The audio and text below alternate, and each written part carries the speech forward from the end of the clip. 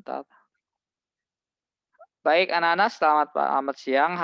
Kemarin minggu lalu kita sudah membahas apa yang kita bahas minggu lalu, ada yang masih ingat anak-anak? Transaksi. Di transaksi akuntansi. Apa? Bukti transaksi akuntansi. Nah, kemarin kalau kalian baca di bab 5, kita akan mempelajari yang pertama adalah bukti transaksi, kemudian kemarin juga saya minta untuk melihat transaksi bisnis dan apa sih perusahaan tersebut. Baik, sekilas penjelasan dari saya. Saya akan share screen ya, jadi kalian bisa sambil mempelajarinya.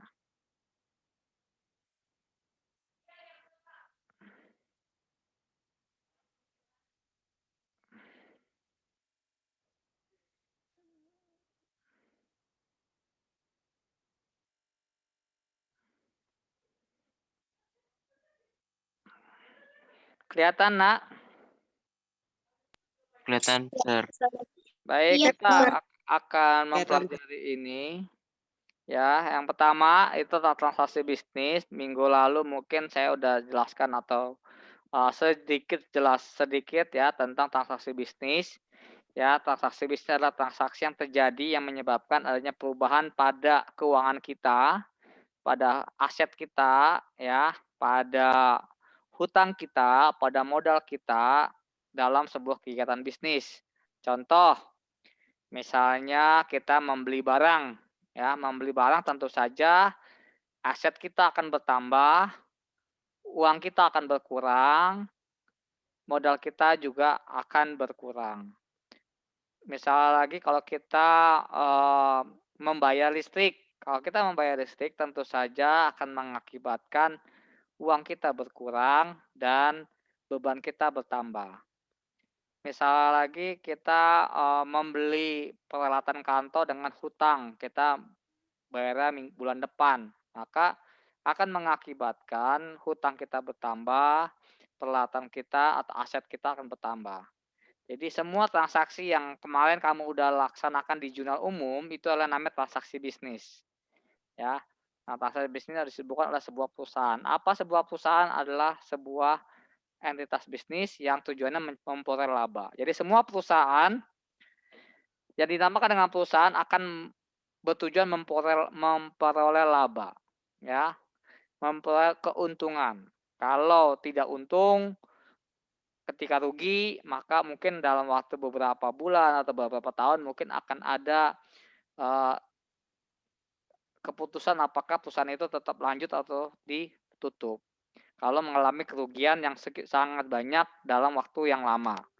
Tapi selama perusahaan itu masih untung, sekiranya pasti perusahaan itu akan terus berjalan. Ya, nah ini. Nah, transaksi bisnis ada dua macam. Ya, ada transaksi internal, ada transaksi eksternal. Ini contohnya yang dalam perusahaan ada pembayaran gaji. Kalau kamu nanti buka perusahaan ya, kamu wajib bayar gaji karyawan.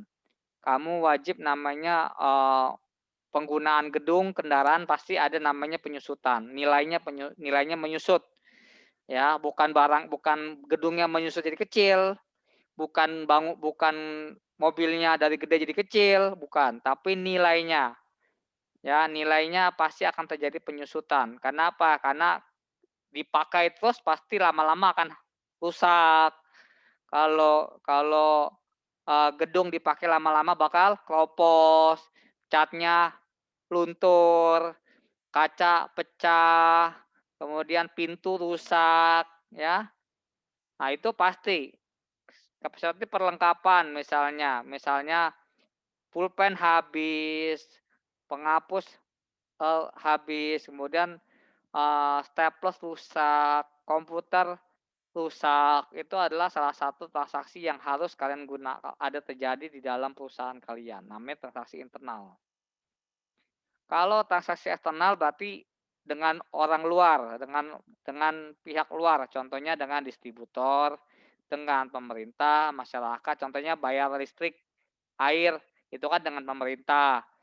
Misalnya lagi bayar PBB juga ke pemerintah, bayar bayar, apa namanya, bayar beli barang, barang dagang, beli peralatan dengan orang lain itu juga sama dengan orang lain ya.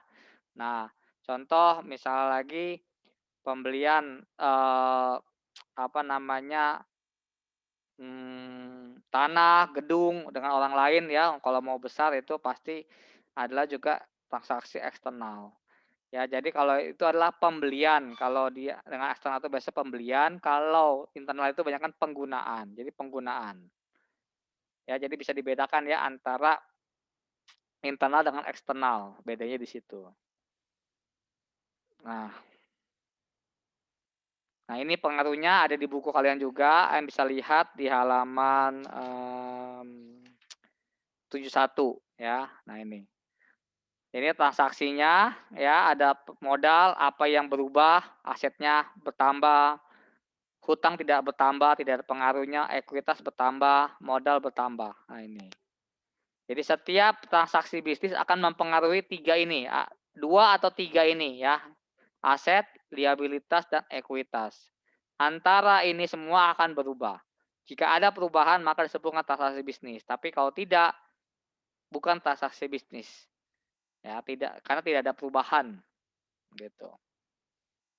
Nah, ini saya kira kalian bisa, bisa lihat. Nah, ini kita pengaruhi di sini. Nah, ini adalah bukti transaksi bisnis yang minggu lalu sudah kita bahas. Mungkin masih ada yang belum mengerti. Kemarin kita sudah minta untuk, eee, mem kalian sudah melihat, sudah disuruh mencari ya tentang kwitansi atau tentang bukti-bukti transaksi lainnya, ada 6, ini ada 10 ya.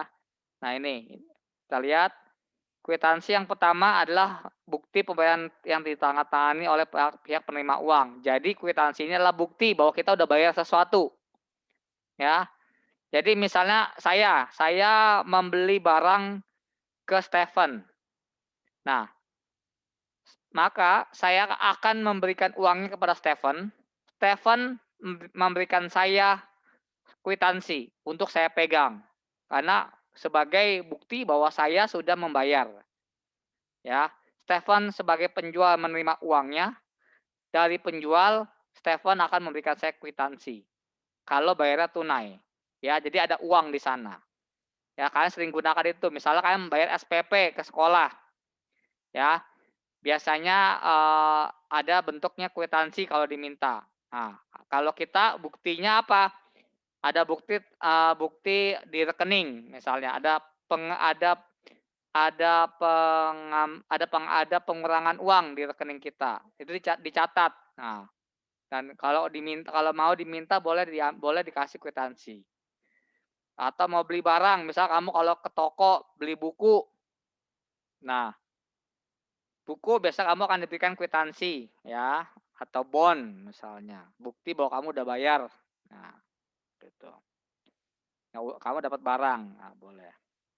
Nah ini, yang kedua nota tunai. Nota tunai adalah berarti bukti bahwa barang kita beli tunai. Nah, kalau nota tunai bedanya dengan kwitansi, kalau kwitansi cuma ada apa, ada nilainya saja, uangnya saja, berapa uang yang kamu beli, berapa uang yang kamu kasih. Nih, cuma ada nominalnya aja, uangnya berapa. Dari mana dan berapa uangnya. Tapi kalau nota tuh kontan, kamu ini ada barangnya. Nah, ini bond ya.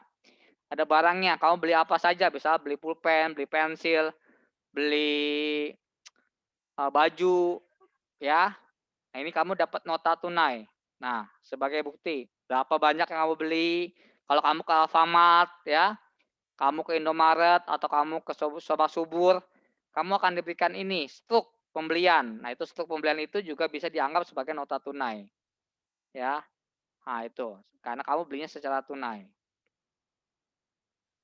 Nah, kalau faktur bedanya dia adalah secara kredit.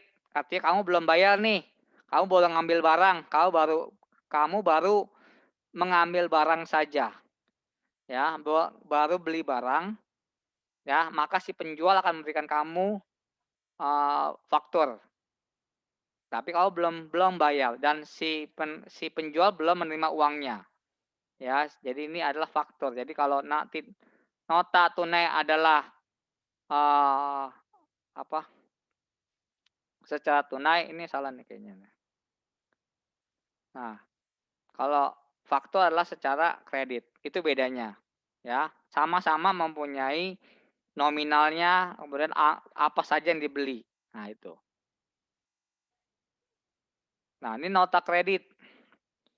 Nota kredit itu adalah sebagai surat bukti adanya pengurangan piutang. Artinya, ini kalau kamu misalnya membeli sesuatu, kemudian ternyata ada yang reject atau ada yang, rusak, ada yang tidak sesuai atau nilainya berubah, nah ini kamu akan itu oleh nota kredit, ya. Nah, nota kredit ini akan dibuat oleh penjual, ya. Nah, jadi kamu misalnya si pembeli itu mengajukan namanya, bahwa, "Oh, ada yang reject nih, saya beli kemarin." Nah, maka si penjual kamu ngasih tahu penjual, maka penjual akan memberikan kamu adalah nota kredit, gitu ya. Nah, jadi bahwa nanti pada saat si pembeli mau membayar, dia sudah dikurangin uangnya dari yang reject tersebut atau yang rusak tersebut.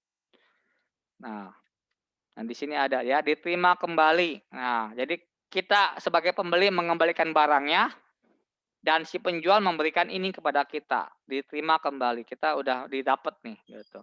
Misalnya kita beli meja 10, 2 rusak. Nah, berarti diterima kembali 2 meja rusak. Nah, dibuat oleh si penjual untuk kita. Nah, kita ngembalikan barangnya pada mereka. Nah, lalu nota debit. Nah, nota debit berarti kebalikannya, ya. Nota debit itu kita adalah dibuat oleh pihak pembeli. Contoh, karena kita apa? Karena kita tadi melihat ada, rusak, ya. Tadi 2 meja, tolong nih kirimkan ke penjual bahwa hari ini kita menerima 2 rusak nih dari 10 yang kita beli. Nah, nanti nota debitnya akan disimpan oleh si pembeli, ya, akan disimpan salinannya oleh pembeli, tapi aslinya akan diberikan kepada penjual. Jadi kebalikan ya. Jadi kalau nota debit adalah untuk pembeli, yang membeli yang membuat, nota kredit penjual yang membuat. Tapi secara ini sama, karena dianggap bahwa dia ada rusak, atau nilainya berubah, atau harganya menurun, gitu. Karena kan biasa harga ada ya penurunan harga, pengenaikan harga, nah ini biasanya ada ketidaksesuaian. Nah, kemudian cek. Nah, cek ini adalah surat perintah untuk mengeluarkan uang. Contoh, Okta. Okta punya uang di rekeningnya 100 juta misalnya.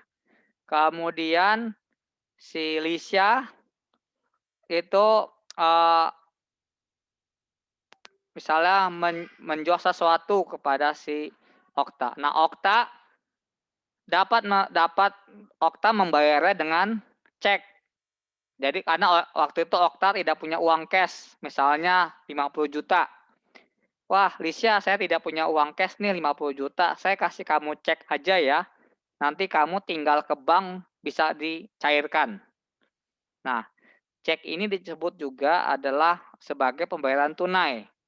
Kenapa? Karena ketika kamu nanti, eee, cairkan ke bank, maka kamu bisa cairkan langsung kapanpun kamu mau dan langsung diterima ke rekening kamu, ya. Jadi ini surat perintah. Jadi kamu kalau punya, asal kamu siapapun yang bawa cek ini atau pihak namanya yang tercantum di sini bisa untuk mencairkannya. Ini contohnya nih, 2.700.000.000 rupiah. Nih, si yang punya cek ini memberikan kepada yang penerimanya, misalnya penjual atau siapapun ya, maka yang menerima ini, yang mempunyai ini, dapat mencairkannya. Atau ada namanya, boleh nih, atau yang kayak di bawah sini, ada namanya. Maka kalau ada namanya, maka yang nama tercantum di dalam cek ini yang akan masuk ke rekeningnya. Jadi tidak bisa sembarangan orang, ya. Makanya hati-hati kalau memberikan cek, itu pasti ada namanya. Jadi tidak bisa sembarangan orang mencairkan, karena bisa aja kurir ya, itu bisa mencairkan dan mungkin biasanya dari bank akan menelpon kita pada pihak yang mempunyai uangnya, "Pak, ini ada yang membawa cek atas nama, nomor ini, apakah bisa dicairkan?" "Oh, bisa." Kalau kita udah bilang, "Bisa," oh nanti sama dia akan dicairkan, gitu. Nah, bedanya yang lainnya ada giro. Giro ini adalah apa? Nah, giro ini hampir sama dengan, cek, cuman kalau giro ini dia biasanya dikasih waktu tanggal pencairannya. Jadi karena dianggap ini, bisa untuk alat pembayaran hutang, ya. Misalnya, si Farel misalnya, memberikan giro kepada, siapa nih, Gisel misalnya. "Nih Gisel, saya kasih kamu giro. Kamu bisa cairkannya pada tanggal 20 misalnya, karena saya baru ada uangnya tanggal 20. Tapi ini adalah sebagai bukti saya udah bayar ya, nanti kamu tinggal cairannya tanggal 20 ke bank yang ada di sana. Ya, ke bank kamu boleh ke BCA, Bank Muamalat dan lain-lain. Nah, sebelum tanggal 20 maka giro ini belum bisa dicairkan, gitu. Karena mungkin eee, belum ada belum ada uangnya, gitu. Makanya dia ada tanggalnya, ada tanggal penarikannya, ya, ada tanggal penarikannya nih, tanggal 1 April. Nah, pencairannya 1 Mei misalnya, ya. Jadi bisa 1 bulan berikutnya dibayarkan. Sebelum tanggal 1 Mei, maka tidak bisa, ya, karena belum ada. Itu bedanya. Kalau tadi cek, kapan pun uangnya udah ada. Kalau giro, itu uangnya belum tentu ada. Jadi dia ada tanggalnya, tanggal penarikannya. Ya, kalau cek kapan pun bisa, kalau giro tidak bisa, ada tanggalnya, efektifnya kapan, ya. Nah, lalu memo. Memo ini adalah bukti transaksi yang dibuat oleh pemimpin perusahaan untuk bagian lain. Nah, ini contohnya adalah jadi pimpinan atau misalnya si Cynthia sebagai manajer keuangan memberikan memo kepada bagian finance, bagian admin, "Tolong, bayarkan, peralatan ini, tolong bayarkan, eee, biaya listrik ini, tolong kamu susutkan peralatan ini. Nah, tolong kamu, eee, cek bagian pembelian barang dagang ini." Nah, jadi tugasnya ini adalah, perintah ya, pencatatan suatu kejadian. Ya, jadi ini internal perusahaan, dari atasan ke bawahan, ya, atau bawahan ke atasan juga bisa. Gitu, berarti biasanya dari atas ke bawah ya. Nah, itu memo. Kemudian ada bukti pencatatan. Nah, ini biasanya kalau ada ini adalah bukti pencatatan kas keluar. Jadi setiap kas keluar dicatat di buku ya, buku biasa boleh, di buku biasa atau ini adalah, boleh Excel atau apa, boleh nih. Jadi ada bukti pada tanggal 16 Mei ada kas keluar kepada Tuan Samudra sebesar 700.000. Untuk apa? Pelunasan utang. Nah, ini biasanya diberikan, kita bisa buat agar lebih, efektif atau ada juga beberapa perusahaan yang hanya lewat buku biasa atau lewat Excel biasa. Lalu ada bukti kas masuk, ini kebalikannya ya, berarti ada orang yang bayar ke kita, ya, ada orang yang kita menerima uang dari orang lain. Nah, diterima uang dari Bapak Suparman 150.000. Nah, karena kita menjual buku tulis. Nah, ya, jadi kita menerima uangnya, gitu. Nah, ini adalah, macam-macam bukti transaksi. Nah, sekiranya, ada yang kurang jelas atau suara saya terlalu sedikit kecil atau terlalu cepat, boleh kalian komentar atau kalian ada yang mau dijelaskan ulang, silakan. Tidak ada, Sir.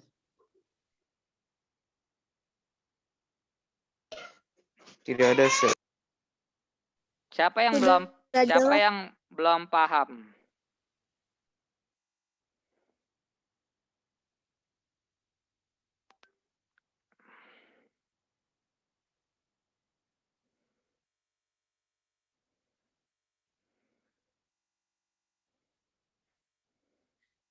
Siapa yang belum paham?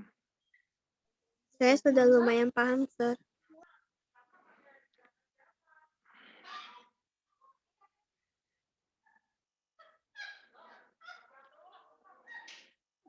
Siapa yang Saya mau ya? Silakan. Yang mana? cara kerja faktur sama nota debit tuh kayak gimana, Sir? Cara kerja nota debit dengan faktur. Iya, Sir. Oke, saya jelaskan. Kalau faktur itu adalah ketika kita membeli barang secara kredit. Maka si penjual akan memberikan kita faktur. Bukti penerimaan barang tapi kita belum membayarnya. Kita disuruh bayar belum. Cuma bukti penerimaan barang bahwa kita pada hari ini beli barang A. Beli barang misalnya komputer 10.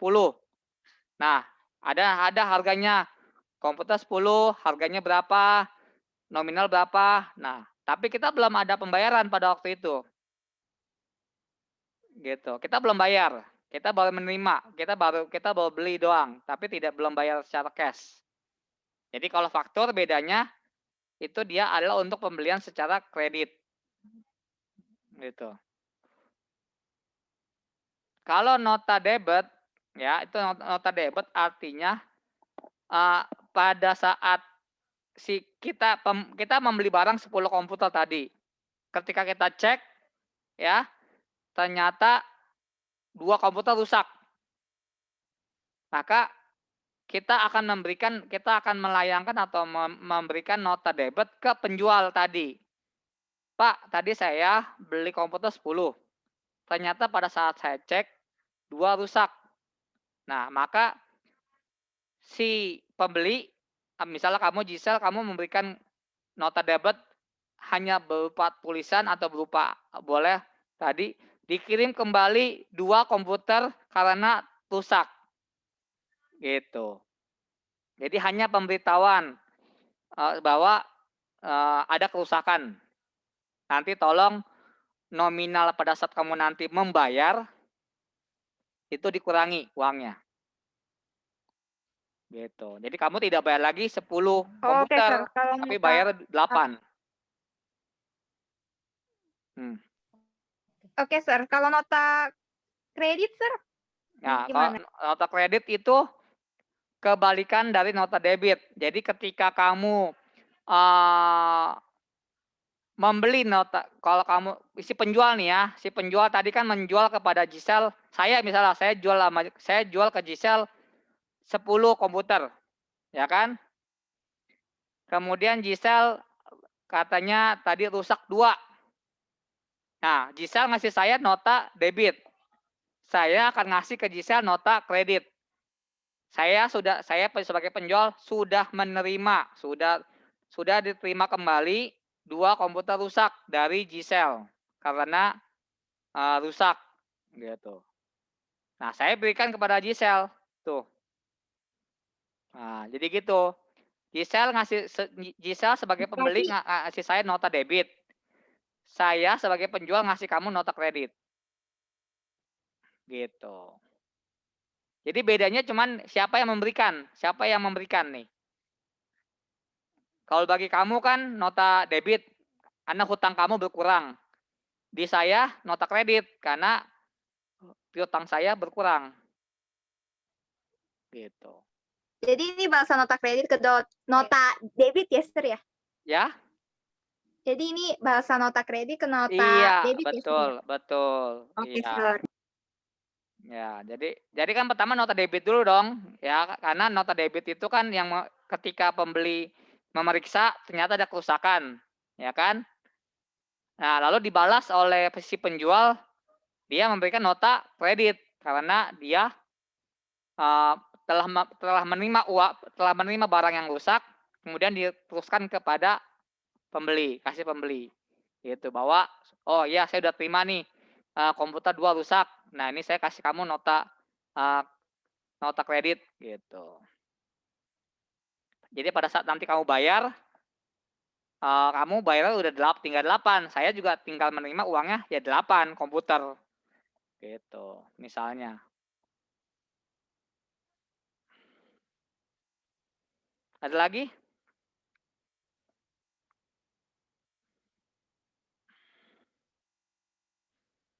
Ada lagi? Kalau nggak ada, kita lanjut di grup ya. Oke, Sir. Iya, Sir. Oke, Sir. Oke, selamat siang semuanya. Siang, Sir. Siang, Selamat Sir. siang, Sir. Yang, Sir. Yang, Nama Namo budaya. Buddhaya. Nah, udah ya.